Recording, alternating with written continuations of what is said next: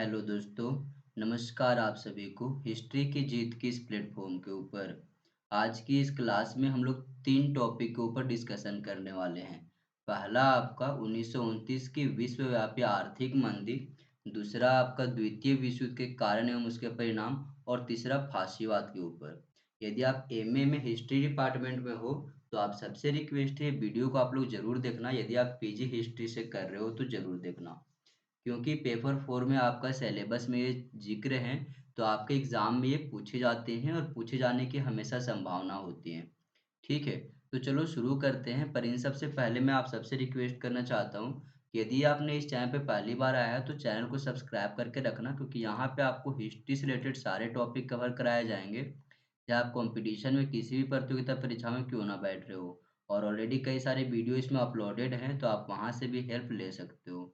और यदि इसकी नोट्स चाहिए आपको तो हिस्ट्री के जीत के नाम से टेलीग्राम ग्रुप है, आप वहाँ पे ज्वाइन कर लेना। ठीक है, तो चलिए शुरू करते हैं। द्वितीय विश्व युद्ध ना इतिहास में देखा तो बहुत ही बड़ा और घातक युद्ध माना जाता है। इसमें लगभग 30 देशों ने शामिल हुआ था, ठीक है, इस युद्ध में। और ये युद्ध जो है 1939 में पोलैंड में शुरू हुई थी, क्योंकि नाजी आक्रमण सबसे पहले पोलैंड पर ही हुआ था। ठीक है, और ये युद्ध जो हुआ था लगभग 6 वर्षों तक चलती है, 1939 से 45 तक। इसमें आपका जो है मित्र राष्ट्र और नाजीवादी जो राष्ट्र है आपका, जिसमें हम लोग बोलते हैं धुरी राष्ट्र, ये शामिल थे। धुरी राष्ट्र या फिर नाजीवादी में शामिल था आपका जर्मनी, जापान और इटली। ठीक है, इसमें कौन कौन शामिल थे? जर्मनी, जापान और इटली। मित्र राष्ट्र में अगर कहे तो आपका अमेरिका था, ब्रिटेन था, फ्रांस था आपका, और आपका एक रसिया भी था। ठीक है, तो मैं बता दूं कि आपका मेन तो यहाँ पे एक इंट्रोडक्शन हो गई आपकी। अगर प्रमुख कारणों के ऊपर बात करें तो कारण माना जाता है प्रथम विश्व युद्ध को। प्रथम विश्व युद्ध के बाद होने वाली जो वर्साय संधि थी ना, उसमें जो कठोर शर्तें थी, वो अगर जनरली माना जाता है कि जर्मनी के ऊपर थोपा गया था। साथ से आर्थिक मंदी, तुष्टीकरण की नीति, जर्मनी और जापान में सैन्यवाद का उदय, ये सारे प्रमुख कारणों ने द्वितीय विश्व युद्ध को कहे तो जन्म लेने में प्रमुख भूमिका निभाई। तो चलिए डिटेल से बात करते हैं इनके कारणों के विषय में। सबसे पहले हम बात करेंगे वर्साय की संधि के बारे में। तो प्रथम विश्व युद्ध के बाद विजयी मित्र राष्ट्रों ने, जैसे कि आपका हो गया फ्रांस, ब्रिटेन, अमेरिका, इन देशों ने जर्मनी के भविष्य का फैसला खुद से किया था। जर्मनी को वर्साय की संधि पर हस्ताक्षर करने के लिए भी उन्होंने क्या किया था? मजबूर किया था। और इस संधि के तहत जर्मनी को युद्ध का दोषी मान करके उस पर आर्थिक दंड लगाया गया, और उसके प्रमुख खनिजों, उनके औपनिवेशिक क्षेत्रों को उन्होंने अपने कब्जे में कर लिया और उन्हें एक सीमित सेना रखने के लिए प्रतिबद्ध कर दिया था। ठीक है, और इस अपमानजनक संधि के कारण जर्मनी में एक अति राष्ट्रवाद का प्रचार होता है, और इससे भी एक बहुत बड़ा जो कह सकते हैं आप हिटलर का जन्म, वो इसी संधि से माना जाता है। क्योंकि हिटलर भी क्या होता है ना, एक संगठन से निकल करके आता है आपका, जिसे नाजीवादी संगठन हम लोग बोलते हैं। ठीक है, और उनका उत्पत्ति वहीं से होती है। दूसरा कारण माना जाता है राष्ट्र संघ की विफलता। संघ या राष्ट्र संघ की स्थापना 1919 में एक अंतर्राष्ट्रीय संगठन के रूप में विश्व शांति को बनाए रखने के लिए की गई थी। और यह संगठन विश्व के सभी देशों को अपना सदस्य बनाना चाहता था, ताकि उनके बीच विवाद होने पर उसे बल के बजाय बातचीत के द्वारा सुलझाया जा सके। लेकिन ऐसा नहीं हो पाया, ये भी विफल हो गया था। ठीक है, तीसरा कारण माना जाता है फाशीवादी का उदय। ठीक है, और नाजीवाद का उदय, ये चतुर्थ माना जाता है। तो प्रथम विश्व युद्ध के विजेताओं का उद्देश्य दुनिया को लोकतंत्र के लिए सुरक्षित करना था। युद्ध के बाद जर्मनी ने अन्य अधिकांश देशों के साथ तरह ही लोकतांत्रिक सिद्धांत को अपनाया, और इटली में सन 1920 में, या फिर कहें तो 1920 के दशक में राष्ट्रवादी, सैन्यवादी और अधिनायकवादी की लहर को फासीवाद के नाम से हम जानते हैं। और यह विचारधारा किसके द्वारा शुरू गई थी? तो बेनिटो मुसोलिनी द्वारा। ठीक है, तो बेनिटो मुसोलिनी के द्वारा ये विचारधारा शुरू की गई थी 1922 में। ठीक है, और यहाँ से जो ये शुरुआत हुई थी फासीवाद का, ये बहुत बड़ा अगर कहे तो तानाशाही सरकार था मुसोलिनी, और इन्होंने अपने राष्ट्र के ऊपर बहुत ज़्यादा प्रमुखता दिया, और यहाँ से इसका एक जन्म होता है द्वितीय विश्व युद्ध के कारण के रूप में। तीसरा हम लोग मानते हैं नाजीवाद का उदय। ठीक है, अगर हम नाजीवाद के उदय के विषय में बात करें तो जर्मन नेशनल सोशलिस्ट, जिसे नाजी पार्टी भी कहा जाता है, इन्हीं में शामिल था तुम्हारा एडोल्फ हिटलर। ठीक है, जो आज हम लोग हिटलर के बारे में इतना ज़्यादा जानते हैं, वो हिटलर कोई और नहीं, इस पार्टी से ही जुड़ा हुआ था। ठीक है, तो हिटलर ने फासीवादी की नस्लवादी विचारधारा का प्रचार किया, और हिटलर ने वर्साय की संधि को पलट देने, तो देखो इन्होंने अपने पार्टी में क्या-क्या उन्होंने शपथ लिया था। या फिर कहें तो लोगों को गुमराह करने की बात जो की थी, उन्होंने बताया था कि जो हमें हमारे ऊपर प्रथम विश्व युद्ध में वर्साय की जो संधि की गई है, जो हमारे ऊपर थोपी गई है, हम उसको पलट देंगे। साथ ही उन्होंने बताया था कि जर्मनी की समृद्धि, धन और वैभव को पुनः बहाल करने और जर्मनी लोगों के लिए अतिरिक्त लेमसम, इसका मतलब होता है ना लेवेंसराम का मतलब कि जो भी चीज़ें हमारी क्षतिपूर्ति के लिए उन्होंने लिया है, उन सारी चीज़ों को हम दोबारा वापस लेंगे। और अपने देश की सुरक्षा के लिए इन्होंने वचनबद्ध किया और अपने आप को वचनबद्ध करने की वजह से लोगों ने इसको क्या-क्या बहुमत के साथ चुना था। लेकिन बाद में हिटलर एक कहे तो तानाशाही शासक के रूप में उभरता है, ठीक है? जिसके अंतर्गत सारे शक्तियाँ होती हैं, सैनिक शक्तियाँ। और नाज़ी शासन ने वर्ष 1931 में स्लाव, यहूदियों और हिटलर की विचारधारा के दृष्टिकोण के विपरीत जो भी लोग थे, उनके साथ युद्ध करना शुरू करता है। तो नाज़ीवाद का उदय भी अगर कहें, तो द्वितीय विश्व युद्ध के समय का बहुत बड़ा कारण माना जाता है। तीसरा माना जाता है अन्य माना जाता है तुष्टीकरण की नीतियाँ। तो हिटलर ने खुले तौर पर वर्साय की संधि का उल्लंघन किया था और जर्मनी की सेना तथा हथियारों का गुप्त रूप से निर्माण करना वो शुरू कर दिया था। ठीक है? साथ ही साथ अगर बात करें तो हिटलर की गतिविधियों के बारे में ब्रिटेन और फ्रांस को पता था कि वो ऐसा काम कर रहा है और आगे चल के कुछ होने वाली है बड़ा। लेकिन उन्होंने भी इस बातों के ऊपर ध्यान नहीं दिया था। एक मजबूत जर्मनी ही रूस के साम्यवाद या फिर कह सकते हैं साम्यवाद के प्रसार को रोक सकता है, ऐसा वो लोग मानते थे। ठीक है? आगे यदि हम बात करें तो इसकी तुष्टीकरण का म्यूनिख समझौता जो कि सितंबर 1938 का एक प्रमुख उदाहरण माना जाता है। इस समझौते में ब्रिटेन और फ्रांस ने जर्मनी को चेकोस्लोवाकिया के उन क्षेत्रों में प्रवेश करने की अनुमति दे दी जहां जर्मन भाषी लोग रहते थे। ठीक है, तो इन कारणों को भी बहुत ज़्यादा प्रमुखता से देखा गया है। तो हमने किन-किन कारणों को देखा है द्वितीय विश्व युद्ध के कारण के रूप में। तो आपको सबसे पहले हम बताए थे यहाँ पे युद्ध के कारणों में कि वर्साय की संधि। वर्साय की संधि के बाद हम बताएं आपको राजतंत्र की विफलता, तीसरा फाशीवाद का उदय, चौथा नाजीवाद का उदय और पंचम आपका है तुष्टीकरण की नीति। इन सारे ने क्या किया द्वितीय विश्व युद्ध के कह सकते हैं आपका निर्माण किया। मतलब कि द्वितीय विश्व युद्ध के उद्भव का एक कहे ना चरम सीमा तक पहुंचाना वो इन्हीं कारणों ने किया था।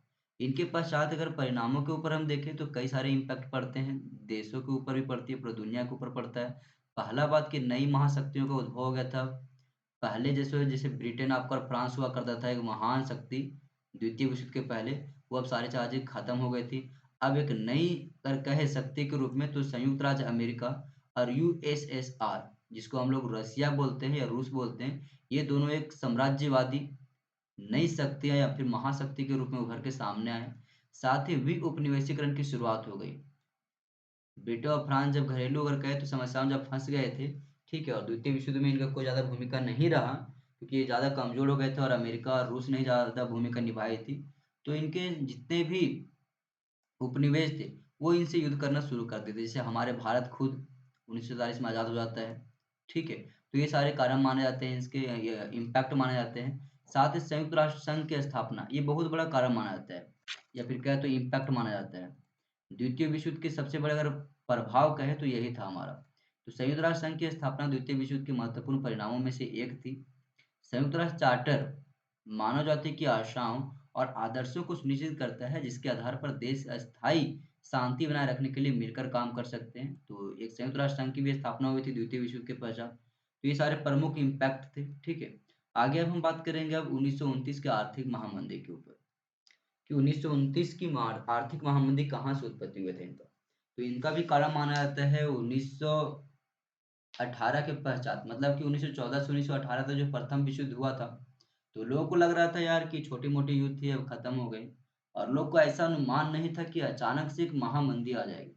लेकिन कई लोग देखते हैं कि 1929 में एक भयानक महामंदी आती है 24 अक्टूबर को बृहस्पतिवार के दिन में, जो कि जो अमेरिका का जो बहुत बड़ा शेयर बाजार था वो बहुत नीचे गिर जाता है, ठीक है? और यहाँ से एक महामंदी का शुरुआत शुरू होता है। तो चलिए शुरू करते हैं इसके बारे में।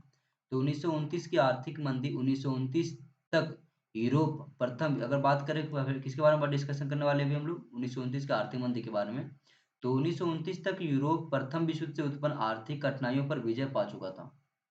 लगभग सभी देशों का बजट कहे तो संतुलित हो गया था और उनकी मुद्रा भी संतुलित हो गई थी। ठीक है, जो प्रथम विश्व युद्ध में इधर अनबैलेंस जो हुआ था ना, वो चीज़ें अब बैलेंस हो चुकी थी और कारखाने में उत्पादन भी बढ़ने लगी थी और उत्पादन के अकॉर्डिंग कहें तो आपका सारे कुछ यहाँ सही चल रही थी, ठीक है।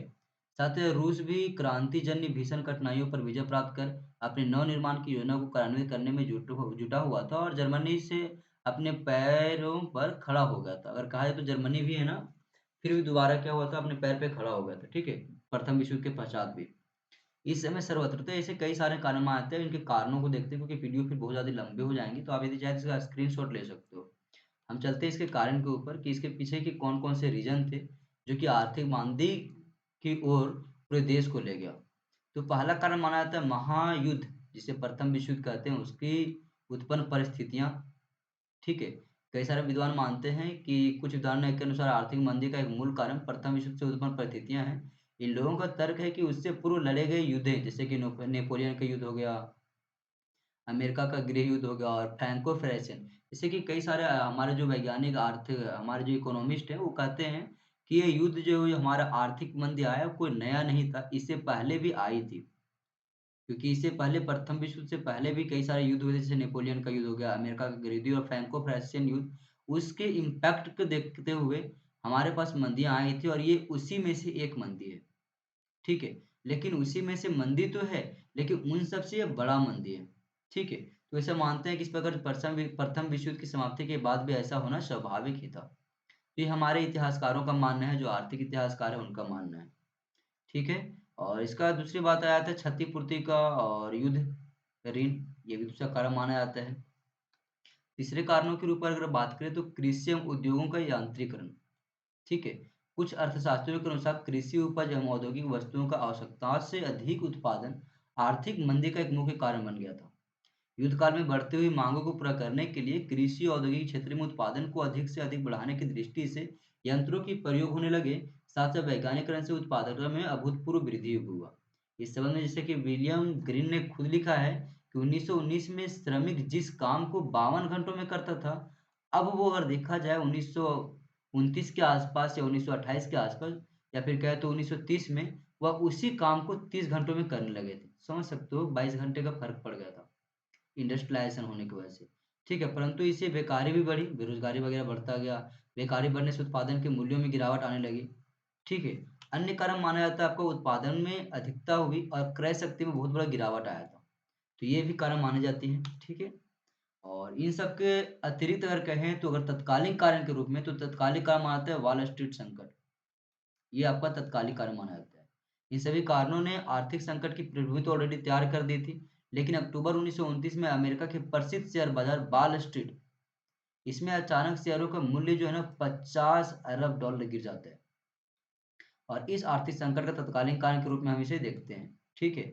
अमेरिका की अर्थ विशेषज्ञ या प्रोफेसर फाकनर के अगर अनुसार देखें तो महायुद्ध के बाद अमेरिका की समृद्धि तेजी से बढ़ी, जिसने वहां के कई पूंजीपतियों में अपनी पूंजी कहे तो सट्टे पर लगाने की प्रवृत्ति को बढ़ावा दिया था। इसे शुरू शुरू में बहुत से लोगों की काफी मुनाफा हुई और फिर क्या था, लोगों में शेयर खरीदने की होड़ लग गई और शेयरों की कीमत 3 से 20 गुना बढ़ गया था।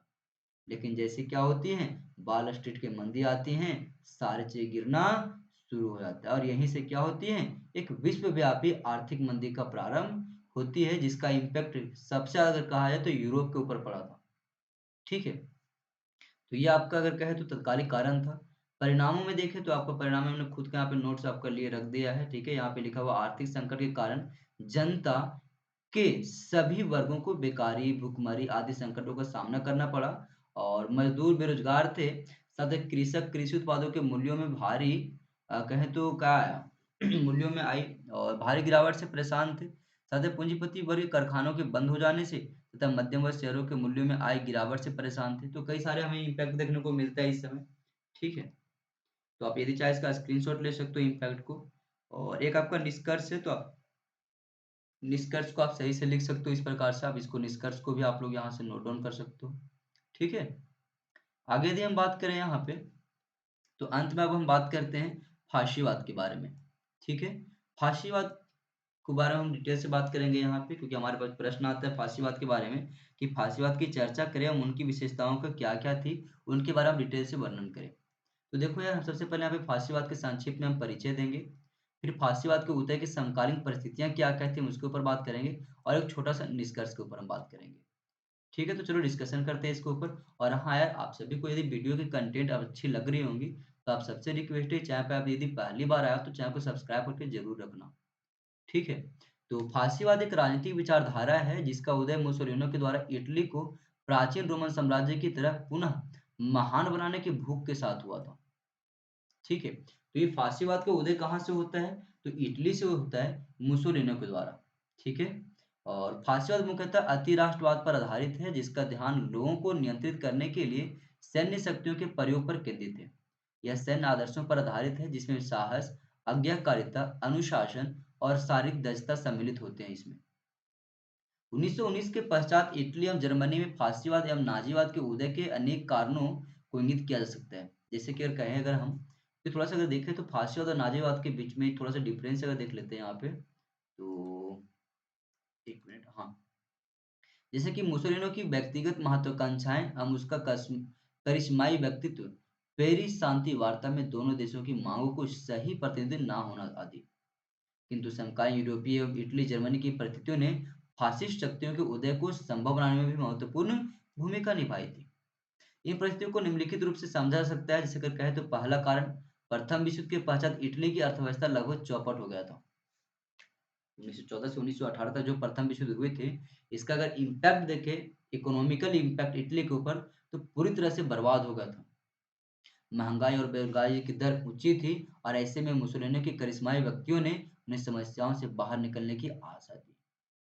दूसरी बात कि प्रथम विश्व युद्ध के समय इटली को मित्र राष्ट्रों ने, जैसे कि आपका ब्रिटेन हो गया, फ्रांस हो गया, अमेरिका हो गया, इन राष्ट्रों ने अपने पक्ष में करने के लिए अनेक वादे किए। किंतु पेरिस शांति सम्मेलन में इटली के साथ अलगावपूर्ण व्यवहार किया गया। इससे इटली स्वयं को ठगा हुआ महसूस करने लगा और फलस्वरूप फासिस्ट या फिर फासीवाद शक्तियों को उत्प्रेरण भी मिला। इन सब के अतिरिक्त इटली निवासियों के असंतोष को दूर करने तथा साम्राज्य प्रसार के उद्देश्य को लेकर मुसोलिनी ने फासिस्ट दल के नेतृत्व में अधिनायकवादी सत्ता की स्थापना कर ली और राष्ट्रसंघ की असफलता ने भी सामूहिक सुरक्षा प्रणाली को ठेस पहुंचाया था। ठीक है?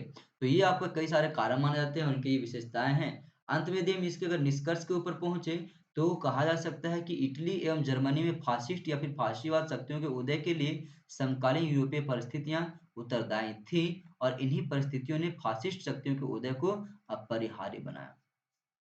तो दोस्तों, ये एक-दूसरे के ऊपर ना इंटरलिंकिंग है। चाहे आपका फासीवाद हो, नाज़ीवाद हो, हिटलर का उत्पत्ति हो, चाहे फिर द्वितीय विश्व युद्ध, क्योंकि प्रथम विश्व युद्ध एक ऐसा युद्ध था जो हर एक को एक दूसरे से इंटरलिंक करते हुए क्रोनोलॉजी ऑर्डर में बढ़ रहा था।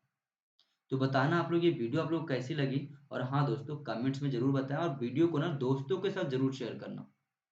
ठीक है? चलो अगले वीडियो में फिर से मिलते हैं, तब तक के लिए थैंक यू।